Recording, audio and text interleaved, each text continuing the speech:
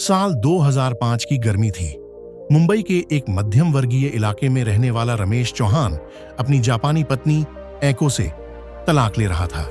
एक दशक पहले दोनों की मुलाकात जापान में हुई थी, जब रमेश एक ऑटोमोबाइल कंपनी के लिए काम करता था। दोनों में प्रेम हुआ, विवाह हुआ और एक बेटा भी हुआ, हारू। लेकिन दो अलग अलग संस्कृतियों और जीवन शैली के बीच खिंचाव आना तय था। ऐको भारत में बस नहीं पाई और रमेश जापान छोड़ना नहीं चाहता था। कुछ मतभेद इतने गहरे हो गए कि ऐको ने हारू को लेकर जापान लौटने का निर्णय लिया। कोर्ट ने बच्चे की कस्टडी मां को दे दी। उस दिन के बाद रमेश ने अपने बेटे को केवल तस्वीरों में ही देखा। 20 साल बीत गए। रमेश अब एक कॉलेज में मैकेनिकल इंजीनियरिंग पढ़ाता था। बाल पक गए थे, चेहरे पर झुर्रियां आ चुकी थीं, लेकिन दिल में अपने बेटे को देखने की आग अब भी बाकी थी। हारू अब 23 साल का हो चुका था।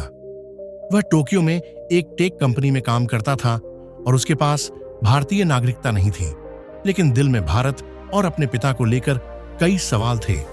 उसकी मां ऐको अब बीमार रहती थी। एक दिन जब हारू अपनी मां के पुराने कागजात जंगली कर रहा था, तब उसे एक फाइल में कुछ तस्वीरें, खत और भारत का एक पुराना पता मिला। तस्वीर में रमेश और छोटा हारू था। पीछे हाथ से लिखा था, मेरे बेटे हारू को ढेर सारा प्यार, पापा। हारू की आंखें भर आईं। उसी शाम उसने भारत जाने का फैसला किया।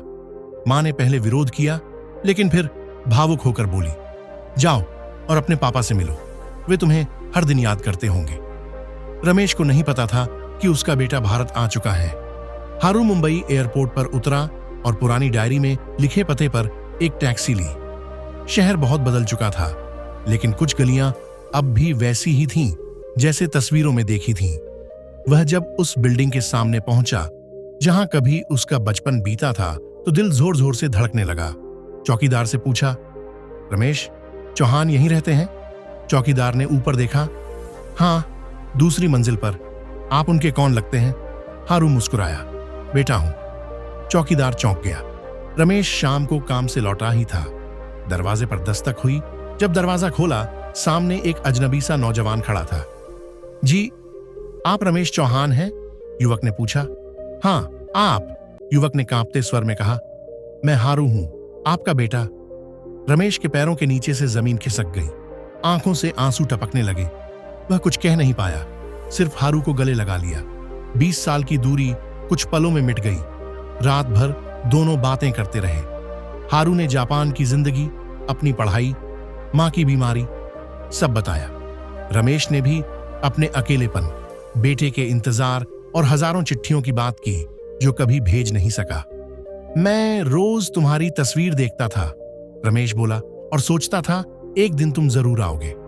हारू की आंखों में आंसू थे। मैंने देर कर दी पापा। रमेश ने उसका हाथ थामा। नहीं बेटा, तुम बिल्कुल सही समय पर आए हो। दोस्तों, यह वीडियो आपको कैसा लगा कमेंट करके जरूर बताएं और इसी तरह की वीडियो देखने के लिए मेरे चैनल को सब्सक्राइब, वीडियो को लाइक और शेयर जरूर करें। धन्यवाद।